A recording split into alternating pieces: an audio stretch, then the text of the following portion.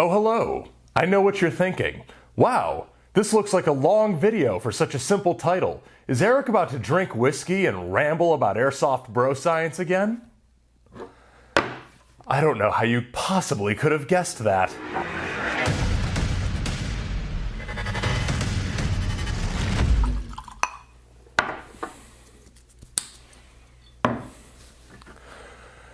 Cheers, and welcome to a Gun Gamers Ramblematic video where we're going to answer the age-old question of what BBs should I be using? And we're going to talk about it in a lot more depth than maybe most people have discussed on YouTube, because we're going to talk about science.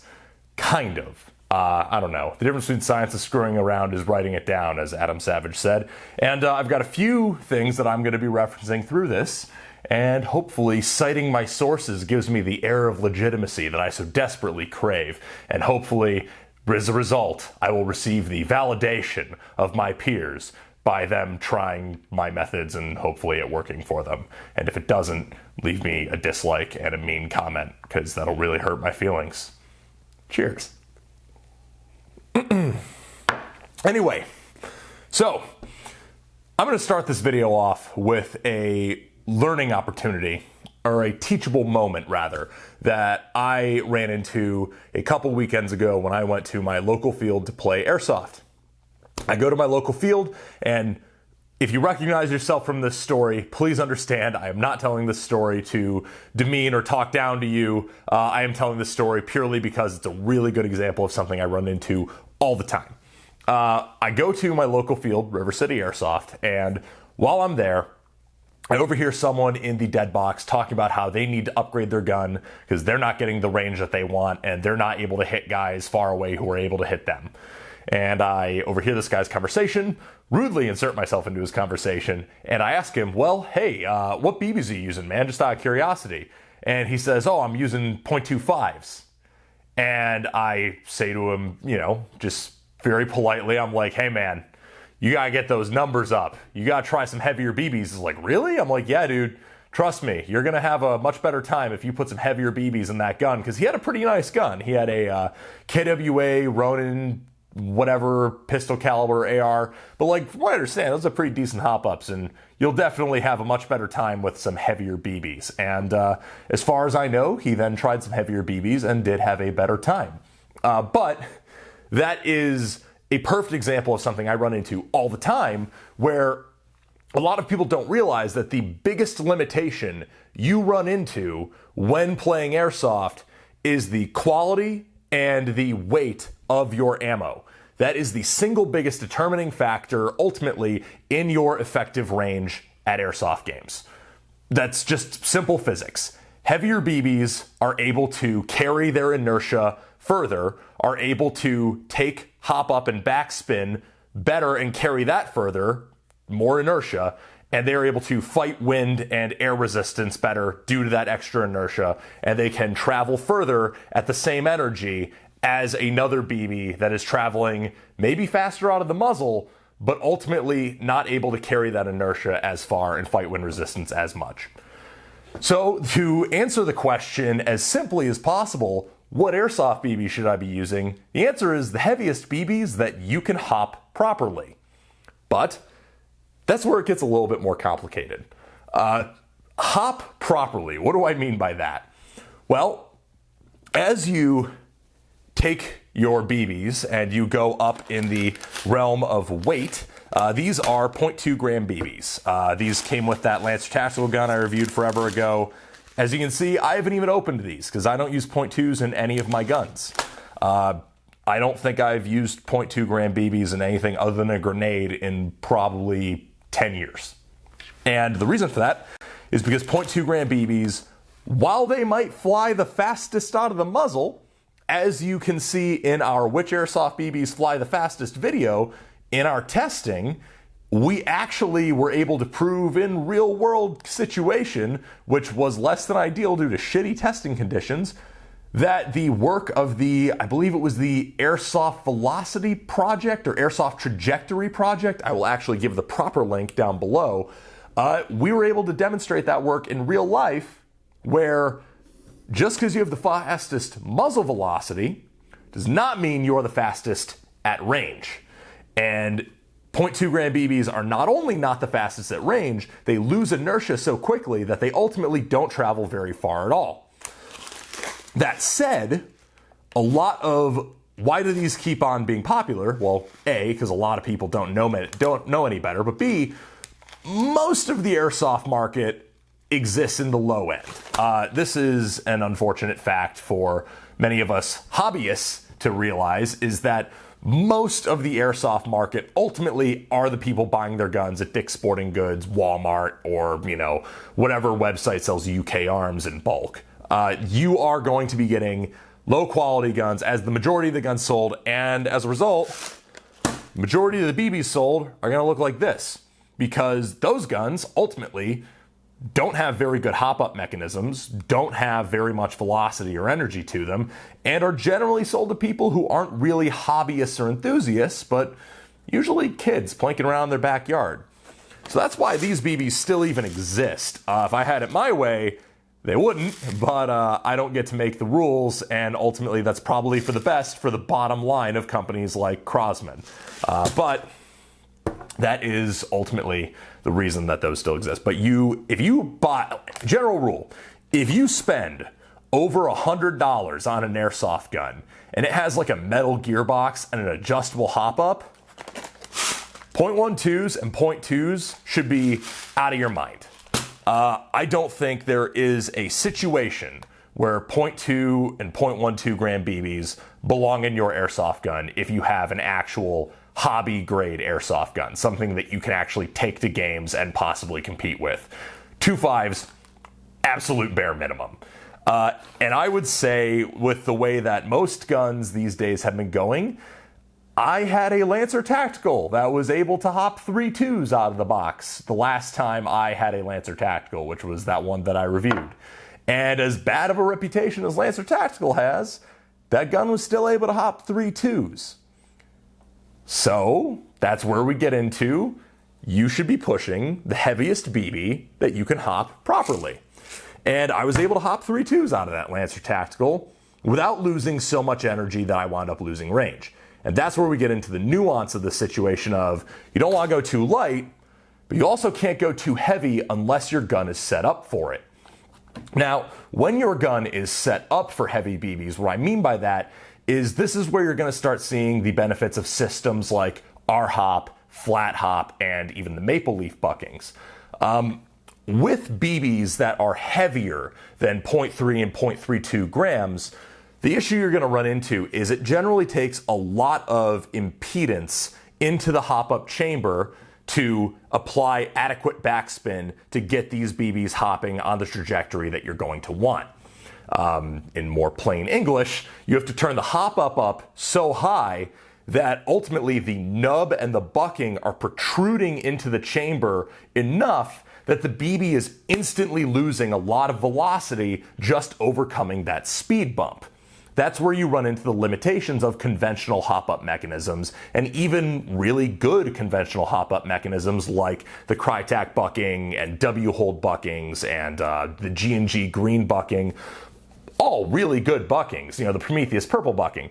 But when you're trying to hop really heavy BBs, especially out of maybe more high-powered builds, you need to apply enough hop so quickly over that limited contact surface that you end up having to put a lot of downward pressure on that bucking, which is going to impede the BB enough to lose a significant amount of energy before it's even left the muzzle. So now you're no longer talking about propelling a heavy BB at equivalent energy that you would be propelling a light BB.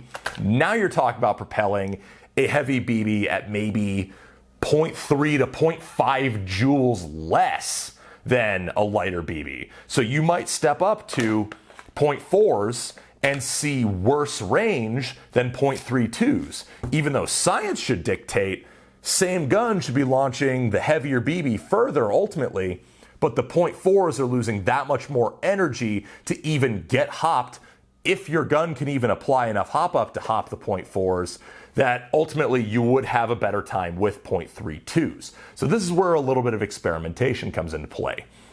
Now, like I said, a lot of base level airsoft guns now with like even mediocre hop-ups, I've had really good results with .32s and .3s. .32s are what I run in most everything at this point because they are heavy enough to have really good range and accuracy, but also affordable enough that I can feed them to my machine guns without crying after ripping a burst.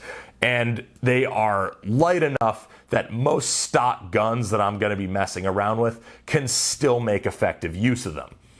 That said, in guns that I have bothered to upgrade to an R-hop, or I've been messing around with those Maple Leaf MR hop buckings, I will probably have a video on those in the near future, or guns that are flat hopped or any of those better hop-up mechanisms, and I did say better, at least for this purpose, I'll explain in a second, that's where .4s really come into play, and that's where you're going to want to start messing around with really heavy ammo, which, while it is more expensive, you might shoot less of it, and ultimately you're going to have that much better range and accuracy that you are kind of paying to win. Now this is where I say that you really like 3.2s. Some guns can really take advantage of them with a good hop-up bucking or even decent. But once you get over 3.2s or even at 3.2s really is where you start seeing some benefit. Once you get to 3.2s and above, that's where you start really seeing flat hop, R hop, and the better Maple Leaf buckings start having their advantages. Because what those hops do, think of your conventional hop as a speed bump.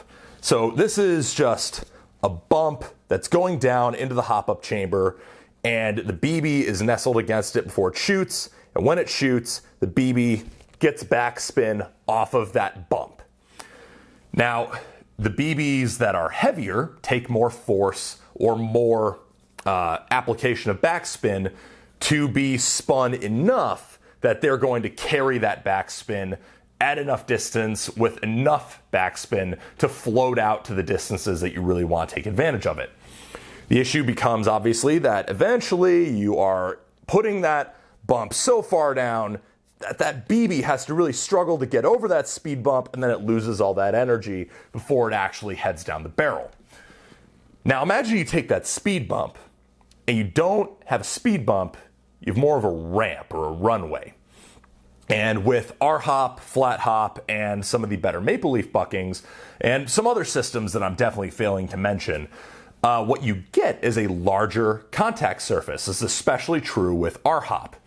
You get a larger contact surface that the BB nestles against, and instead of having to overcome a speed bump to get that backspin, the BB is being gripped on top over a longer distance to have the backspin applied.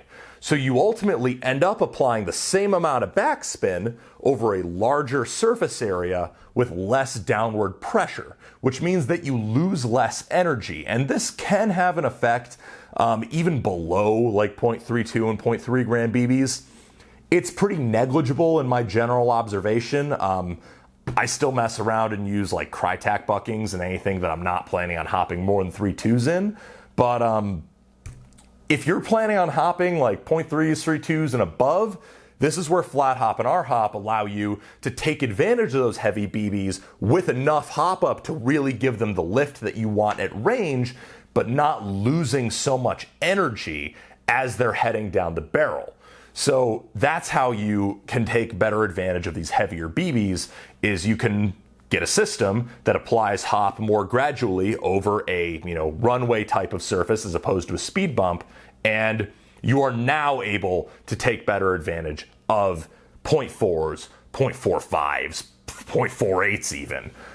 This is why you see anyone who's doing a DMR or a sniper build usually using some form of more large contact area hop up.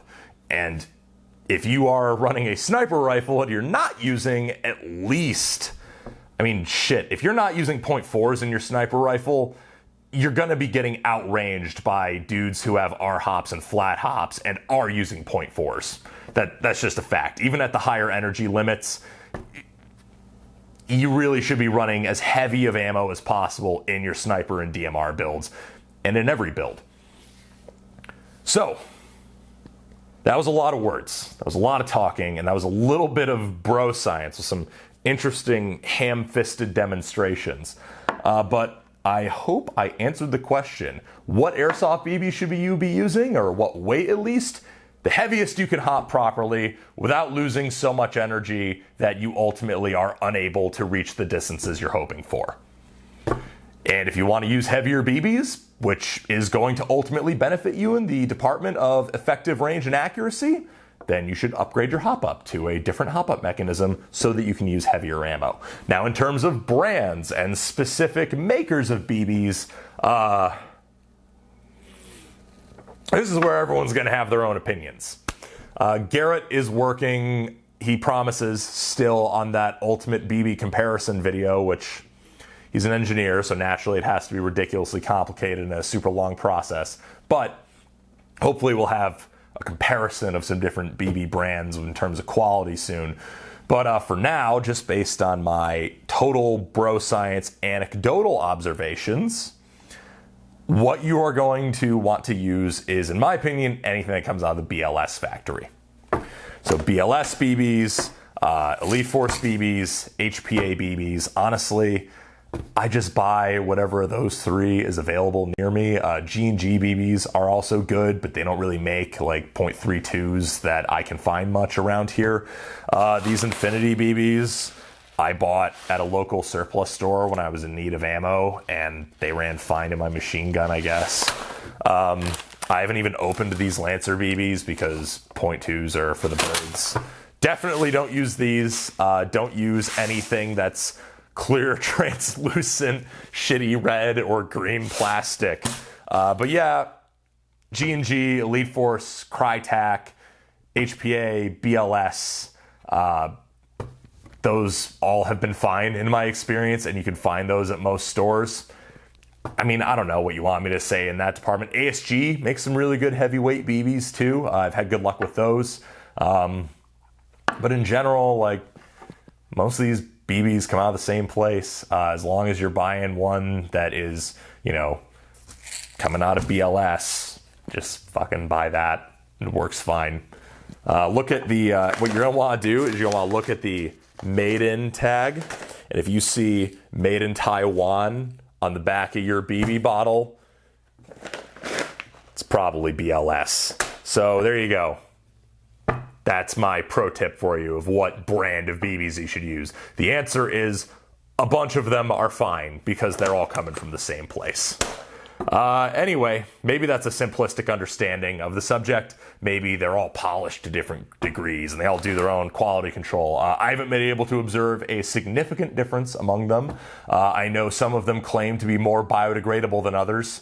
All I have to say about that is if you truly believe an airsoft company discovered the secret to truly biodegradable plastic that doesn't leave any form of contamination behind, and they are not currently competing for a Nobel Prize for revolutionizing green everything, then I've got a bridge to sell you.